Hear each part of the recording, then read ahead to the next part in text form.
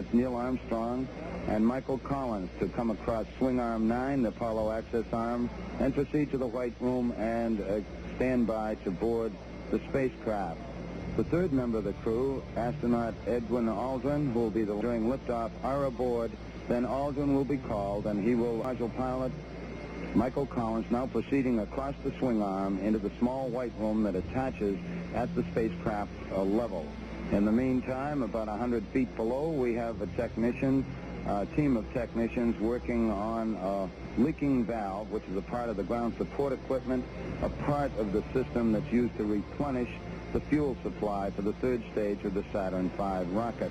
He is proceeding to tighten a series of bolts around this valve in the hope that this will correct the leak. Once the technicians do depart, the hydrogen will again be flowed to the spacecraft at the 320-foot level at the pad. We had it logged having the commander go over the sill into the cabin at 6:54 a.m. Eastern Daylight. Since that time, the commander has now been tied into the system and has checked in over the communication lines. He was wished a good morning by the spacecraft test conductor Skip Chauvin, and Armstrong in return said it looks like a good morning. In the meantime, 120 feet below him, the technicians continuing to work to tighten bolts around a leaking valve associated with the system that replenishes hydrogen fuel for the third stage. To repeat once again, this is not a problem on the launch vehicle itself, but on the ground support equipment associated with it. T-minus 2 hours, 33 minutes, 45 seconds and counting. This is Kenneth Control. T-minus 2 hours, 23 minutes, 46 seconds and counting. The third member of the Apollo 11 prime crew now aboard the spacecraft. We had it logged at 7:07 a.m. Eastern Daylight Time when astronaut Buzz Aldrin boarded the spacecraft. He will sit in the middle seat during liftoff.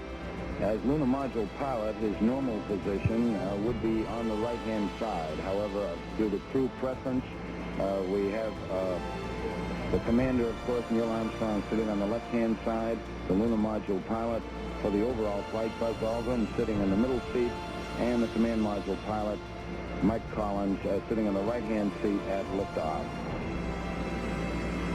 Down below at the 200-foot level are technicians that replenishes the hydrogen fuel for the third stage of the Saturn V launch vehicle.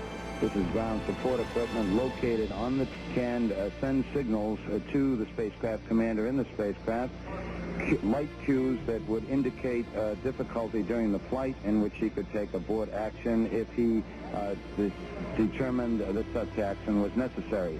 These checks have been completed, and Neil Armstrong confirmed that the lights came on in the console in front of him, the panel in front of him, as these lights were operated from the ground to condition the cabin inside. The three astronauts, of course, are on pure oxygen in their spacesuits on the suit circuit. We will produce a cabin atmosphere. Verify grade. Grade is verified. Flying command to be started. Flying command is on. Auto sequence. Flight 3 minutes. Roger, S10. Scale, flight controllers, auto sequence, stand by. Line 2, sir.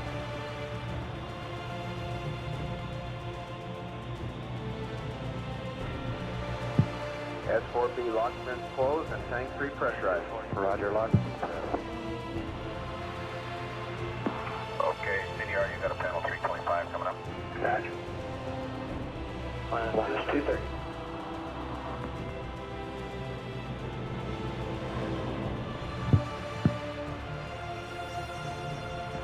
Channel 12, 11, 10, 9. Ignition sequence start. 6, 5, 4, 3, 2, 1, 0. All engine running. Liftoff. We have a liftoff. 32 minutes past the hour. Liftoff on Apollo 11.